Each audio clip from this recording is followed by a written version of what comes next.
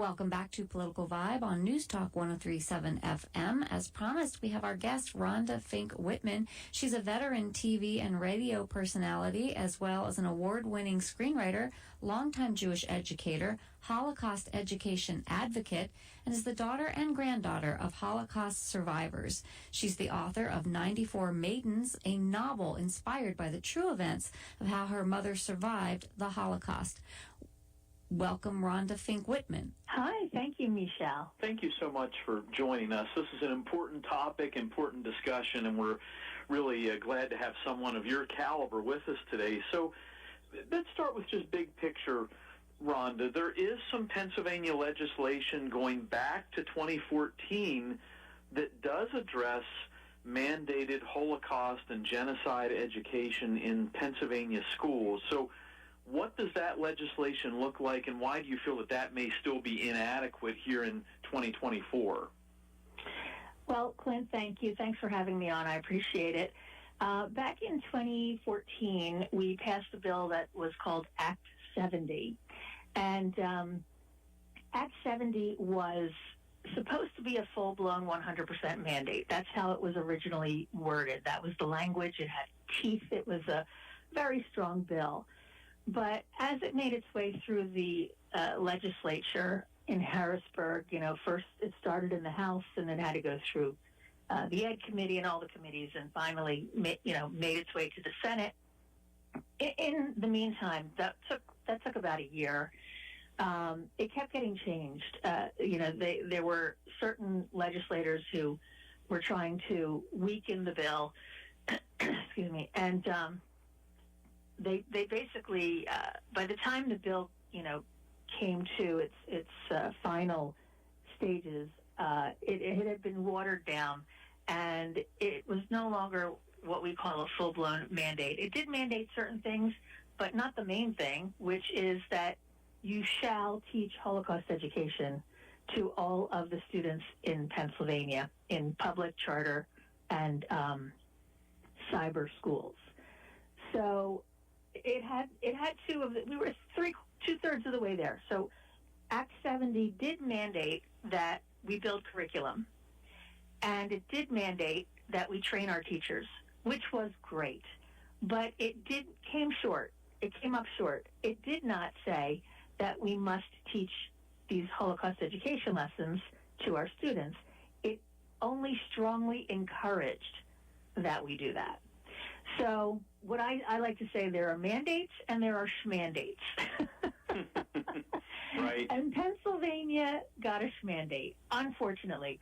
It was very disappointing. We worked so hard. I mean, I spent an entire year where I basically did nothing else. Every day, a portion of every day was spent either, rallying the troops or calling state legislators or sending emails or posting things on social media or doing speaking engagements and building support for the bill and trying to get it across the finish line. And in the end, we came up short. But an amazing thing happened, that when we finally passed Act 70, and we had to pass it, some people might say, well, why didn't you just hold out, At that point, there was so much, there was a lot of, fight. I don't want to say fighting, but pushback, and so much. My people say mishigas going on. Yeah, a bird in the hand type philosophy, yes. Right. Yes, so, exactly. That we were told, look, we got to take this, or we're going to get nothing. Like, we had to compromise, because at least we were getting our curriculum built, age-appropriate curriculum, and at least we were getting our teachers trained. So we would take that over nothing. And, they promised they would revisit it in 2 years and see how we're doing. But as an aside, in the category of schmandates, I like that word. I'm going to start using it. Presumably, Department of Ed does do an audit of this. So to the extent there's something on the books, is someone at DOE monitoring this to make sure all of the schools are indeed implementing it in their curriculums? Well, back then, there was someone. We had a very strong woman named Sally Flaherty, who was the lead on this in the Department of Education. And she was very committed to this, very dedicated. unfortunately, it's been 10 years, and Sally has moved on to do other things. You know what I'm saying? So I don't know. At this point, I don't know who the lead is, and I'm not sure they have the same level of dedication that Sally did. The bill did promise, Act 70 promised that they would revisit the situation in a couple of years and find out how many of the school districts in Pennsylvania, I think there's 702 or something like that, were teaching Holocaust with the curriculum provided. And in 2017, they did the study. They found that the bill stated that if 90% or better were doing it, they would leave the bill alone. But if less than 90% were doing it, then they'd convert it to a full-blown 100% mandate. So in 2017, they did the study. They came out with 93% were teaching the Holocaust with the curriculum provided. Now I say you have to believe those numbers. And I also say that study they did was only for the 2016-2017 school year. Now remember, we passed Act 70 in 2014. So was anybody teaching it before 2016-2017? And what happened after? It's been 7 more years. Right. Has anybody circled back? I mean, that was like a snapshot in time. Well, yeah. Okay. Are they still doing it? Does anybody know? Yeah. Michelle? Yeah, and Rhonda, I want to say, I heard you speak earlier in the week. There was a rally up in Harrisburg to try to have this revised legislation now to make sure we actually do turn this, into something instead of may, but shall, and not have to be reviewed, but say this will become mandatory. And I would say there are even more important reasons since this was first being looked at, because we see a country now more divided than ever. We see a country where we are having groups of people identified by immutable characteristics that seem to be being put into different classes. This feels very alarming because we're starting to see some of the same prodromes that may have existed ahead of the Holocaust in the country where this happened, where people are starting to dehumanize groups of people based on immutable characteristics or based on their beliefs. It's more critical than ever that students get the history and the knowledge of this terrible time in our human history so that we don't repeat things and we don't allow things to deteriorate to a position where this can happen again. Is that also part of the emphasis now in relooking at this and saying it's more important than ever we teach our students this history? Well, yes, Michelle, you are correct. And I think that is part of what inspired Senator Doug Mastriano to revisit this bill. Of course, we've seen, especially since October 7th, the rise in anti-Semitism around the world. And I mentioned in my speech that you referenced that anti-Semitism on campus is up 700%. 700%. I mean, think about that for a minute. I made the comparison that, just to put it in context, that if you wanted to go buy a $30,000 car, you'd now have to come up with $210,000. And that's not for a Bentley or a Porsche. That's a Honda Civic. You know what I mean? So, when you think about that, it's funny because, not funny, I guess, ironic, because I remember in 2013, 14, we were trying to pass Act 70. I remember saying then that, this is more relevant today than ever before that we need Holocaust education. And then over the years, they did all these studies, and you could see, it was like 60-some% of millennials and Gen Zers don't know what Auschwitz is, and, all these studies had been done over the years. And now we're here at this point in time where you're exactly right, everything you said about what's going on globally. And I never thought I just never thought that I'd be here saying again, but even with more emphasis, that it's more relevant than ever, and it's more necessary than ever. It's been proven that Holocaust education builds more tolerant, it grows more empathetic young adults. And, without it, we definitely see the results. We see this on what's happening on our college campuses and in every city, in every state. And it's really frightening. I'm the daughter of a Holocaust survivor and the granddaughter of a Holocaust survivor, and I grew up in a community of survivors. And I used to ask them all the time, like, do you think it could happen again? Like, could there actually be another Holocaust? I couldn't imagine it because it happened in Germany, and the Germans were the most civilized, cultured people in Europe. And that's where it all took root. And every time I would ask, the survivors that I knew would all say, yes, it could happen again.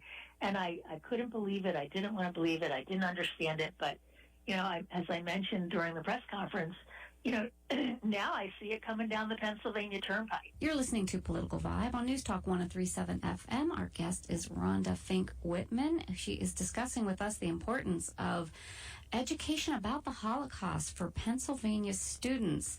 Rhonda, you made a video called You made a video called the Mandate Video, where you went to college campuses and you asked these young people just some fairly simple questions about the Holocaust, about World War II. And it was stunning to hear the lack of sometimes any information or any context around these subjects of these students. And there was one student in particular who did seem to have some good answers, and you asked her where she was educated, and it was in New Jersey. Tell us the importance of that, and also what that video would demonstrate, as to the lack of knowledge students have about this time in history. Yeah.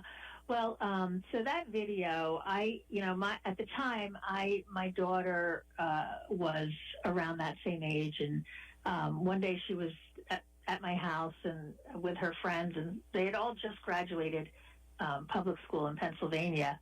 A couple of them even already had a year of college under their belts. It was summertime, and I had a bracelet with a quote from Winston Churchill, and the kids didn't know who Winston Churchill was, and I was literally in shock. I mean, these are smart, bright kids, they, not slackers. And how do you get through 4 years of high school and you have no idea who Winston Churchill is?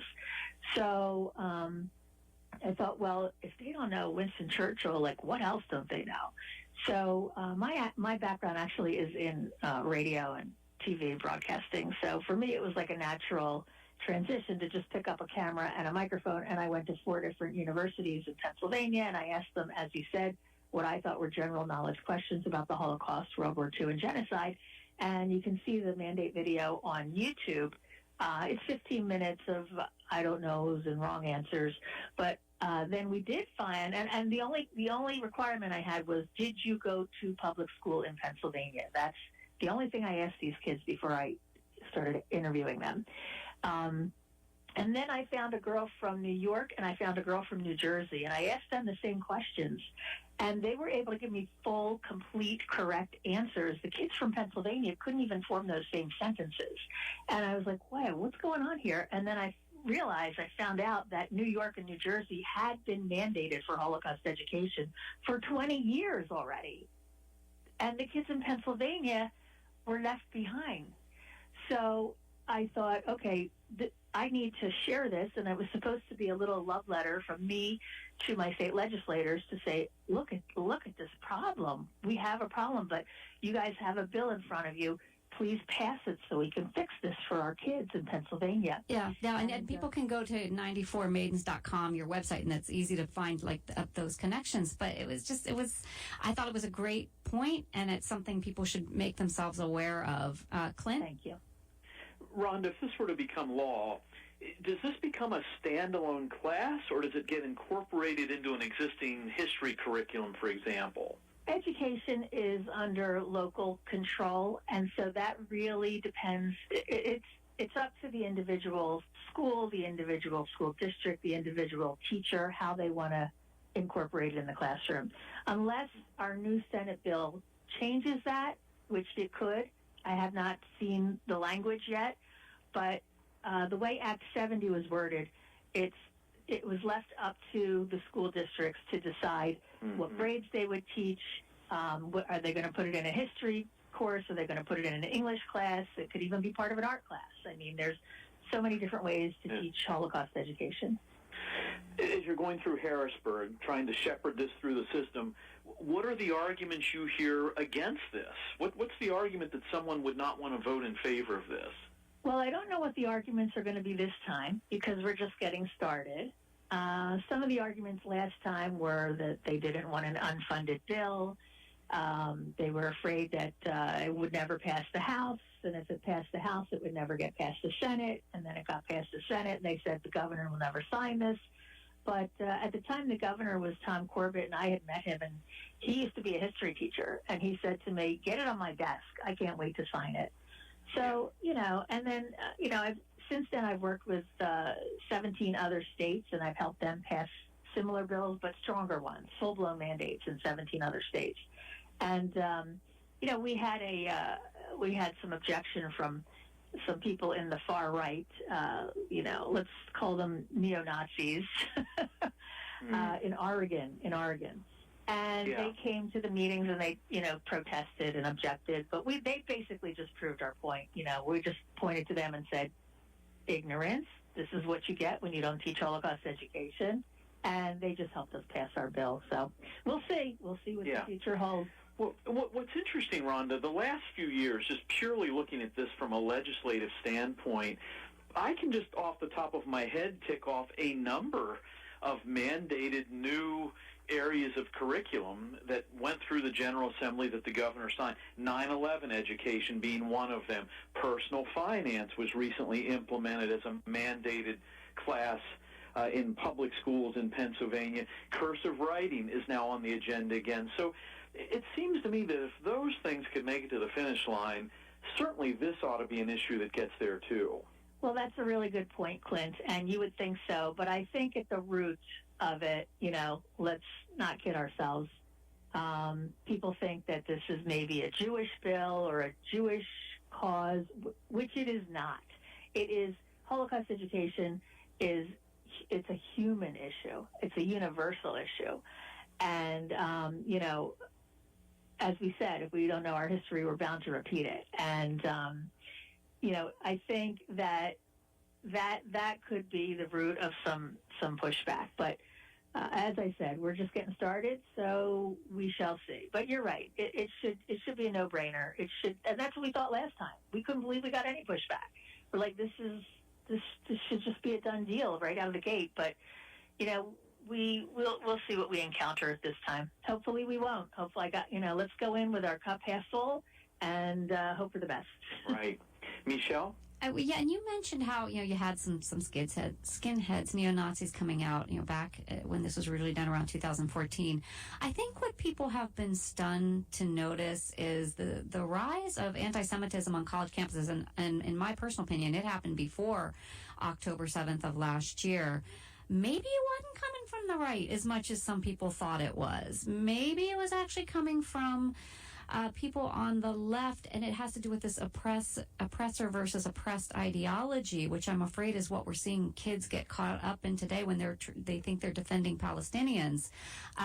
Is that something that surprised you, and why wouldn't people see the value of trying to protect all people from all different persuasions with this education? Yes, 100%, Michelle. So 10 years ago, we did not have this problem coming from the far left. Today we do. And I've already, spoken to the people who are writing this bill, and I said, listen, we need to brace ourselves because, I know we're going to get pushback from the far left that we didn't have 10 years ago.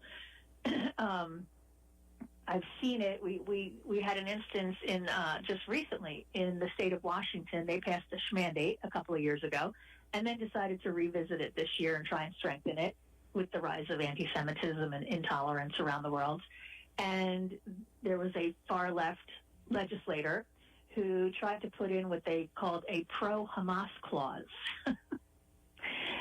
So she was, people, this is like a political thing where they try and squeeze other agendas into your Holocaust education bill. And we've had this attempt has been going on and on over the years where people with other agendas will say, I'm not passing your bill unless you put this in there and that in there. And anyway, the people in Washington State caught on, and they were smart enough, and they shot down the bill.